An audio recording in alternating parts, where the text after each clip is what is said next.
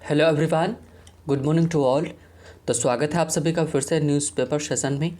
और चलिए शुरू करते हैं आज का न्यूज़पेपर। उसके पहले हमसे जुड़े रहने के लिए आप हमसे हमारे चैनल को सब्सक्राइब कर सकते हैं, है ना। और अगर आपको सेशन पसंद आए तो आप इसको लाइक भी कर सकते हैं। तो चलिए शुरू करते हैं आज का न्यूज़पेपर और देखते हैं कि आज की हमारी न्यूज़ क्या रहेगी। तो पहली जो हमारी न्यूज़ है वो आ रही है एग्ज़िट पोल से लेकर के। एग्ज़िट पोल का मतलब होता है कि रिज़ल्ट आने के पहले एक गेस किया जाता है। तो उस गेस में बताया जाता है कि means which party is going to be, है ना, कौन सी पार्टी इसमें जीतेगी और उसके सीट्स कितने रहेंगे, इन सब के बारे में जानकारी रहती है। तो जो भी हाल ही में असेंबली इलेक्शंस हुई हैं, है ना, कई राज्यों में, और एक जो हमारा यूनियन टेरिटरी है वहाँ पर हुआ है पुदुचेरी में। तो विन फॉर डीएमके इन तमिलनाडु। तो तमिलनाडु में जो जीत है वो बता रहे हैं किसकी, डीएमके की जीत बता रहे हैं। और अगर तेरा लेफ़्ट फ्रंट इन केरला, तो केरला में भाई तो उनको हराना तो मुश्किल ही है, तो वहाँ पर लेफ़्ट फ्रंट ही रहेगा। और एनडीए इन असम, तो असम में ये भी कंफर्म था कि एनडीए का मतलब ये आपका नेशनल डेमोक्रेटिक अलायंस मतलब बीजेपी, तो वहाँ पर बीजेपी रहने वाली। ऐसा किसने बोला, एग्जिट पोल्स ने ऐसा बोला है कि मीन्स एग्जिट पोल्स में यही सोच करके बोला जाता है कि चांसेस हैं कि जो भविष्यवाणी की जा रही है यही सच होगी, है ना। तो ये तो थी एग्जिट पोल की न्यूज़। और नेक्स्ट जो है वो है मीन्स जो न्यूज़ आ रही वो आ रही कि high courts pull up centre on pandemic. तो हाई कोर्ट नहीं, हाई कोर्ट्स लिखा है कि मतलब जो ये हाई कोर्ट्स हैं, है ना, उच्च न्यायालय हैं बहुत कई सारे, उन्होंने पुलअप किया है, मतलब कि टांग खिंचाई किसकी है, सेंटर की किसके ऊपर, ऑन पैंडमिक। उसने पूछा कि what were you doing for 14 months, mean कि 14 महीने से तुम क्या कर रहे थे, है ना। ऐसा उसने पूछा। भाई ये बात सही है, बिल्कुल पूछना चाहिए कि भाई 14 महीने में तुमने क्या किया। आपको नहीं पता था कि चीज़ें ख़राब हो सकती, क्या हो सकती, तो इनकी आपको करना चाहिए था। और नेक्स्ट अगर न्यूज़ देखें तो वो है कि दिल्ली गवर्नमेंट्स रिस्पॉन्सिबिलिटी रिमेन, है ना, कि जो दिल्ली गवर्नमेंट की रिस्पॉन्सिबिलिटी है वो बची हुई है, मतलब किसको लेकर के, हेल्थ को लेकर के बोला गया है। और सोनिया जी ने बोला है कि सेव लाइफ एलिविएट पेन, सही सोनिया। तो सोनिया जी ने, जो ये कांग्रेस की प्रेसिडेंट है, उन्होंने बोला है कि सेव लाइफ, ज़िंदगियाँ बचाओ, एलिविएट पेन, लोगों का जो दर्द है वो लेसन करो, कम करो दर्द, सेज सोनिया ने बोला है। और दिल्ली से जो खबर आ रही वही आ रही है कि जो not enough vaccine to inoculate the those above 18 years, जो 18 साल के ऊपर हैं, है ना, उनको इनोकुलेट करने के लिए, इनओकुलेट का मतलब होता है टीकाकरण करना, तो उनका टीकाकरण करने के लिए हमारे पास जो वैक्सीन्स हैं नहीं, ऐसा दिल्ली सरकार ने बोला है। और उसने मैन्युफैक्चरर्स ने रिक्वेस्ट किया है ना, कि वो क्या करेंगे, क्लैरिटी देंगे कुछ समय के बाद, 2-3 दिनों में क्लैरिटी दे देंगे कि हाँ कैसी चीज़ें रहेंगी। और पटना में क्या हुआ है कि 2 क्रीमेटोरियम्स खोले गए हैं, मतलब कि जो शमशान घाट खोले गए हैं आज सडन में, है ना। Handle rush of bodies in Patna, मतलब केसेस इतने ज़्यादा बढ़ रहे हैं, इस वजह से क्या किया गया है कि मीन्स खोला गया है, शमशान घाट बनाया गया है। 6 डेड इन यूपी हॉस्पिटल। किन जो है, किन का मतलब सगे संबंधी हैं, अलज का मतलब दोषारोपण करना, ऑक्सीजन स्कार्सिटी मतलब उनका मानना है कि जो उनके जो सगे संबंधी मरे हैं वो ऑक्सीजन की कमी से मरे हैं, ऐसा दोषारोपण उन्होंने किया है ना। तो ये तो थी मेन न्यूज़। अब ज़रा कॉलम्स में देख लेते हैं, तो कॉलम्स में क्या बोला गया है। तो जो कॉलम्स में बोला गया कि फेसबुक, है ना, briefly blogs post on Narendra Modi ji के ऊपर जो पोस्ट थी उसको उसने क्या किया, ब्लॉक कर दिया। कॉल सेट मिस्टेक लेटर, बाद में बोला कि भाई गलती हो गई, है ना, पहले करो बाद में बोलो गलती। Next, 40 Nations have offered help, says foreign secretary Harshvardhan Shringla ने बोला कि 40 देशों ने उनको हेल्प ऑफ़र की है मदद के लिए, है ना। Biden calls for massive expansion in government social investment. Joe Biden है उन्होंने डिमांड की है कि एक्सपेंशन किया जाए सरकार का, मतलब क्या, विस्तार किया जाए और सोशल इन्वेस्टमेंट किया जाए, मतलब सामाजिक कल्याण के लिए चीज़ें की जाएँ, उनमें से हो। और जो कल है भाई 82 रन बनाए हैं किसने, है ना, मीन्स पृथ्वी शॉ ने 41 बॉल्स में, मतलब एकदम 200 का रहा है स्ट्राइक रेट। और डीसी ईजेस पास्ट केकेआर, मतलब वही जो डीसी ने उनको हराया केकेआर को, कोलकाता नाइट राइडर्स। और मुंबई ने भी राजस्थान रॉयल्स को हरा दिया। तो ये तो थी खेल जगत की news. Now we are going for our editorial और देखेंगे कि as usual a lot to discuss, है ना। चलिए शुरू करते हैं आज का एडिटोरियल और देखते हैं कि आज का हमारा एडिटोरियल किसके ऊपर है। तो सर, कल जैसा हमने कल सवाल उठाया गया था कि 8 चरणों में ही क्या कराने की ज़रूरत थी, इलेक्शंस 8 चरणों में क्यों कराया गया, इसकी वजह क्या थी। तो इसी के ऊपर लिखा गया है कि 8 चरण की ज़रूरत क्या है और इसमें जो नॉर्म्स फॉलो नहीं हुए हैं उनको लेकर के। तो इलेक्शन के ऊपर आज भी है, तो इसको जरा हम पढ़ेंगे। तो चलिए शुरू करते हैं, पढ़ना स्टार्ट करते हैं कि देखते हैं भाई क्या है आज की मीन्स एडिटोरियल में और क्या सीखने को मिलेगा। फिर आपसे मैं आखिरी में सवाल पूछूंगा और आप ज़रूर अंत तक देखिएगा और आप उसको जवाब दीजिएगा, है ना। हाँ, तो लॉन्ग एंड टॉर्चुअस मतलब लंबा, और टॉर्चुअस का मतलब क्या है, कपटपूर्ण, टेढ़ा मेढ़ा, है ना। टॉर्चुअस उन्होंने बोला। तो ये इलेक्शन की बात करें कौन से, वेस्ट बंगाल में। तो वेस्ट बंगाल में इनके राइटर जो कहना चाह रहा है ये लंबा रखा गया, 8 चरण करने की क्या ज़रूरत थी, है ना। यही क्वेश्चन पूछा जा सकता है, सही है। तो जैसे मान लो यूपीएससी वगैरह में पूछ लेते हैं ना, या फिर आप इंटरव्यू में इस तरह के क्वेश्चंस पूछ ले जाते हैं, या मेंस वगैरह में भी पूछ ले जाते हैं कि जो ये लंबे टाइम के लिए इलेक्शंस रखे जा रहे हैं कई सारे फेजेस में, इनकी ज़रूरत क्या है, और अगर है तो, या फिर इनमें कुछ गलत करने के अंजाम ज़्यादा बढ़ जाती है। ये सब सारी चीज़ें होती हैं टॉपिक से जो इनसे रिलेटेड है। टॉर्चुअस का मतलब था कपटपूर्ण, जो अच्छा ना हो, बेहतर ना हो, है ना, छलावे वाला हो, उसको टॉर्चुअस बोल रहे हैं। तो ये इलेक्शन की बात कर रहे हैं end of multiphase assembly polls, है ना, कि एंड का मतलब ख़त्म होना, मल्टीफेज मतलब कई चरणों वाले, असेंबली का मतलब जो विधान परिषद वाले विधान परिषद वाले जो चुनाव थे, है ना। विधान परिषद असेंबली है, ध्यान रखिएगा, विधान परिषद वाले चुनाव हैं, है ना। और is a matter of relief after Vidhan Sabha के चुनाव हैं विधानसभा के जो कई चरण वाले चुनाव हैं, is a matter of relief. अब वो क्या है, आराम का एक मुद्दा बन गए हैं आफ्टर द सर्ज इन कोविड-19, ठीक है। Assembly poll is a matter of relief after the surge in कोविड-19 केसेस, है ना। एक तरह की जो एंड हो गया है किसका, कई चरणों का जो इलेक्शन था उसकी जब ख़त्म होने से एक थोड़ा सा रिलीफ मिला, क्योंकि उसकी वजह से केसेस बढ़े थे। ये बात इन्होंने बोली। आगे देखते हैं कि with the 8 phases in West Bengal on Thursday, कह रहे with the 8 phases in West Bengal on Thursday को 8 चरणों वाला जो वेस्ट बंगाल में चुनाव था, है ना। और लॉन्ग, एक लंबा, टॉर्चुअस मतलब क्या है कि वही कपटपूर्ण, है ना, जो क्या बोल सकते हैं, है ना, जो फेयर ना हो, है ना, जो ईमानदारी से ना किया गया हो। Election process has concluded in 4 states and union territories to the relief of the most electors and candidates। कह रहे कि ये जो 8 चरणों वाला जो था आपका चुनाव था ना, ये ख़त्म हो गया है।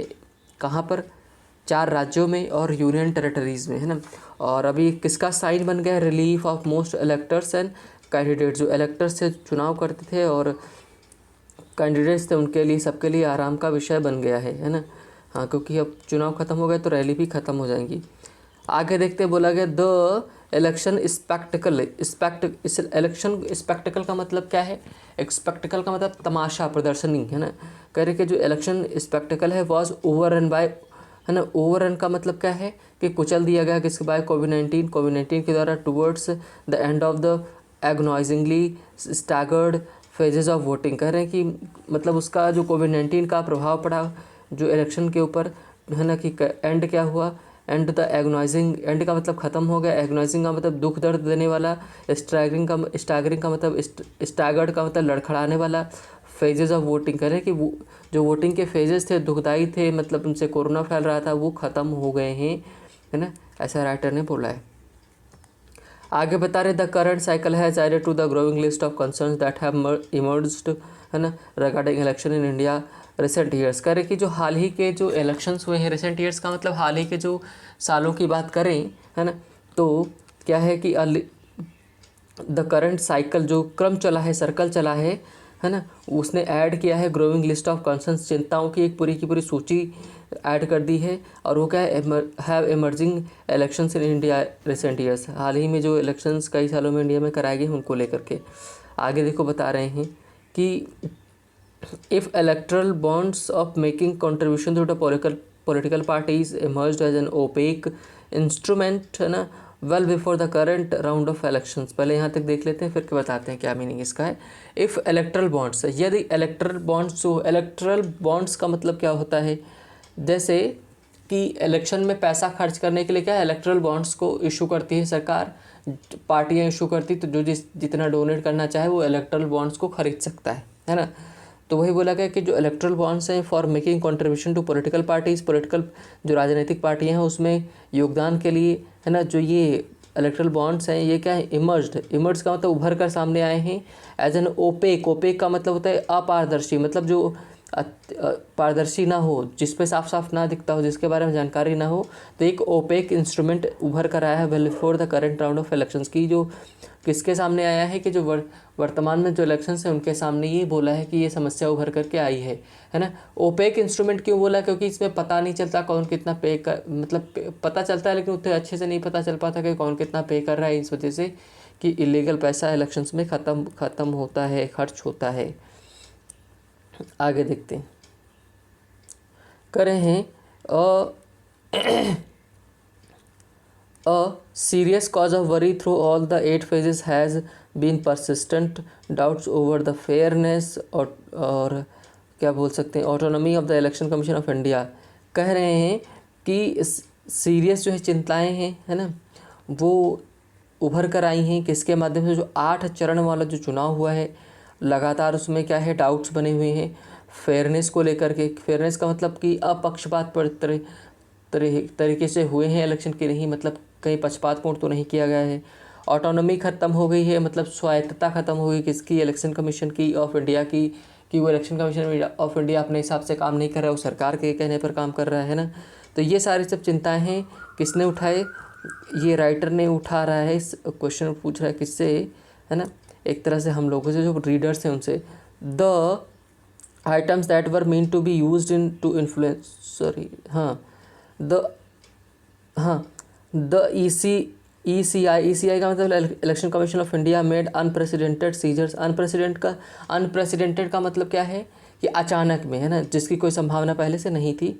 सीजर्स का मतलब कि होता है क्या, है ना, अंडर में लेना, सीज कर देना।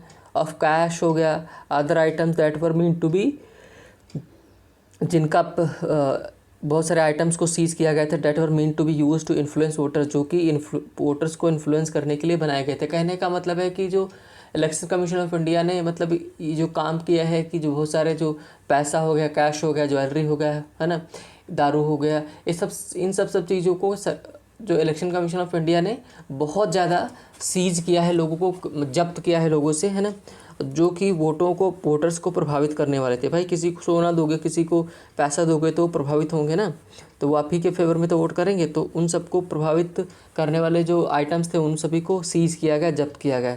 इन the absence of party wise break, मतलब कि ये कैसे रहा कि पार्टी वाइज ब्रेकअप नहीं रहा, है ना।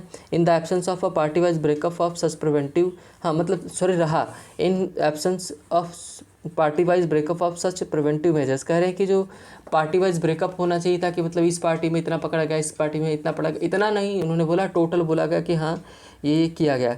Parties opposed to Bharatiya Janata party have alleged that they were specially targeted in search of operations. कह रहे हैं कि जो पार्टीज़ हैं उसने अपोज किया भारतीय जनता पार्टी को, और ये बोला है कि जो बाकी की पार्टीज हैं उन्होंने बोला कि उन्हीं को टारगेट किया गया था जब सर्च वगैरह सब चल रहा था। तो ये सब सारी चीज़ों को लेकर के कि विशेष रूप से उनको टारगेट किया गया था कि उनके वहाँ छापेमारी पड़ रही थी, कौन पैसा कितना खर्च कर रहा है, ज्वेलरी ये सब आइटम वगैरह कौन खर्च कर रहा है।